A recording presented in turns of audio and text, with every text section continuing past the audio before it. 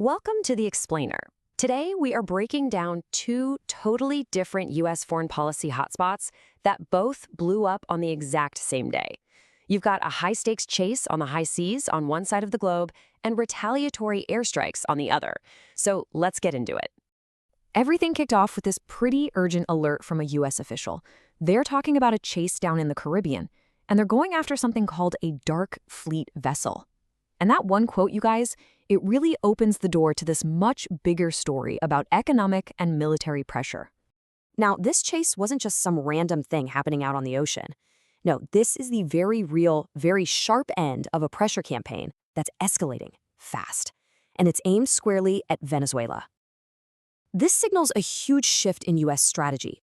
The thing you really got to notice here is the speed. I mean, we're talking about the third oil tanker targeted in less than a week. This isn't just tough talk anymore. This is the U.S. putting its money where its mouth is, backing up this new blockade with real action. It's a combination of military force and economic pressure, all designed to put the financial squeeze on the Maduro regime. So in that first alert, the official used a very specific term, right? Dark fleet vessel. Honestly, it sounds like something straight out of a spy movie, but it's a phrase we're hearing more and more in global security. So let's break down what it actually means. So, a dark fleet. What is that really? Are we talking about modern-day pirates? Something else entirely? What's the deal?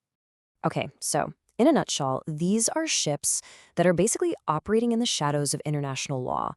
Their whole purpose is to move sanctioned goods. We're talking goods that are officially banned from international trade, from places like Venezuela, Iran, or Russia.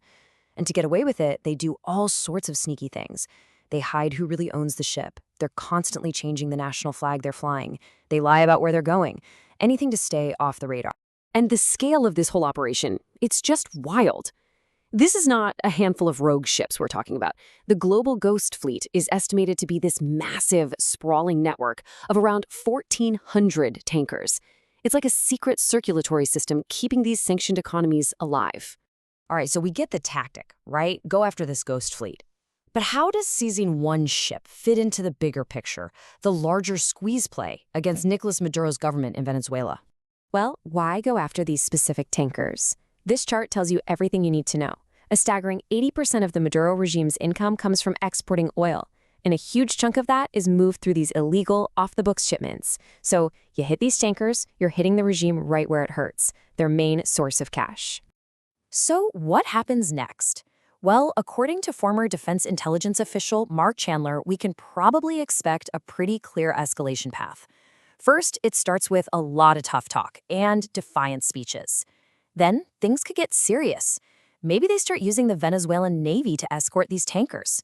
And that move would seriously risk a direct clash with U.S. forces. But a full-on war? Chandler is pretty clear. For them, that would be suicide. And here's the crucial point. This isn't really just about seizing ships. You see, the ultimate goal of all this financial pressure is to create instability inside Maduro's inner circle. It's all about trying to find a crack in that wall of loyalty that's keeping him in power. Okay, so while all that drama is unfolding on the high seas, let's switch gears. Because on the exact same day, thousands of miles away, the U.S. military was fighting a completely different kind of shadow war. A long, simmering conflict against an enemy in Syria that isn't even a country. The action over here was pure retaliation. This was payback.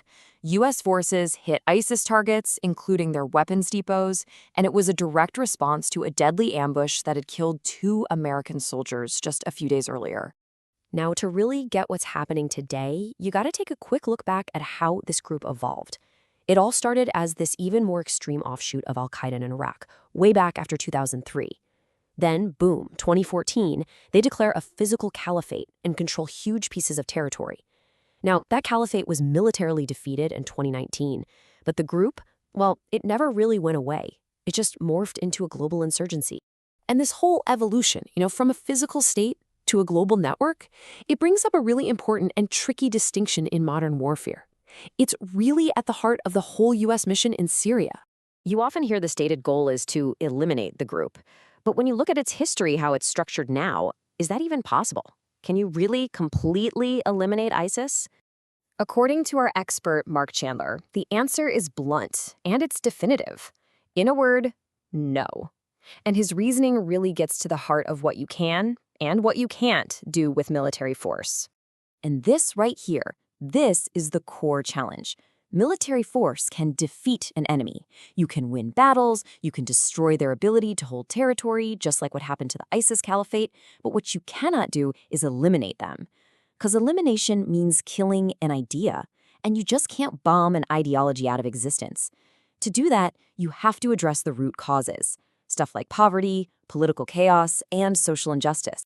The numbers really tell the story. Even after being defeated, ISIS is still a huge, scattered global threat.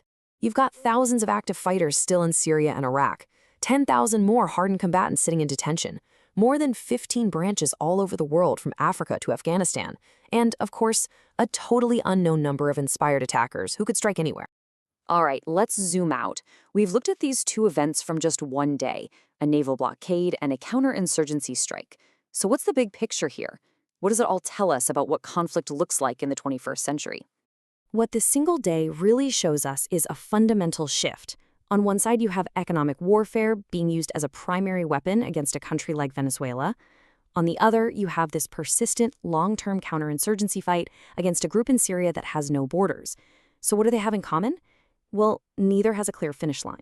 There's no victory parade at the end, because the threats themselves, a ghost fleet, a shadow ideology, are abstract, they're slippery, and they're really hard to target. And all of this leaves us with one final and really crucial question to think about. In a world of ghost fleets and shadow groups, when your enemy is a network of oil tankers or a global insurgency with no capital city, what does winning even look like anymore?